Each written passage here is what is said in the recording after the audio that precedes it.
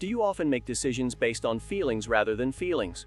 In this video, I will talk about the book, The Chimpanzee Paradox. In 5 sessions, we'll talk about how your mind controls your thoughts, and how you can stay happy while focusing on finding solutions to your problems. If you like the audio of this book, you can try it for free using the link in the description of this video. Lesson 1. Your brain has 2 conflicting signals.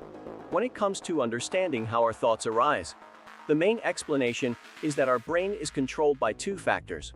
One is the rational side in the prefrontal cortex, defined as the human part of our brain that processes factual information, and the irrational side or emotions in the limbic system, which is fully grounded, defined as the inner chimpanzee. Thoughts. Whenever an incident occurs where these 2 clash, often the chimpanzee inside takes too long, and the problem becomes very unpleasant. So why is this happening, and is it something we can control? The limbic system works faster than the prefrontal cortex, and because it formed earlier in our evolution, it creates strong urges to act. We need to carefully control the speed of chimpanzees so that humans can control it. Depending on your mood, we can control our inner chimpanzee in different ways. Depending on your mood, there are many ways to control your inner chimpanzee. Lesson 2. How to control your inner chimpanzee. It's not easy to feel comfortable when you're in a bad mood, but there are many ways to prevent chimpanzees from using energy. There are 2 ways to control chimpanzees. Someone to cut it off. When you find yourself in a chimpanzee situation, the first thing you should try is to distract him by giving him a job. This keeps the chimpanzee busy and provides a chance to calm down. A simple example is counting to 10 or planning your daily activities. But what can you do if you can't offend a chimpanzee? 2. Volume. To catch a chimpanzee, you have to take it out. Everyone has a different way of breathing, whether through physical activity or speech. The goal is to get the chimpanzees to a place where they can no longer be controlled.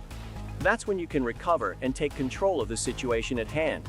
Lesson 3. Attitudes and behaviors, and how they affect our lives.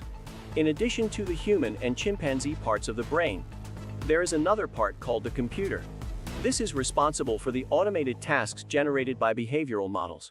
Since most of our day-to-day work is done automatically, it's important to keep our computers up to date with useful features. But sometimes we create destructive patterns, called leprechauns, based on experience. They make things happen. It causes anxiety that is difficult to deal with and difficult to overcome. So how can we identify and eliminate destructive habits?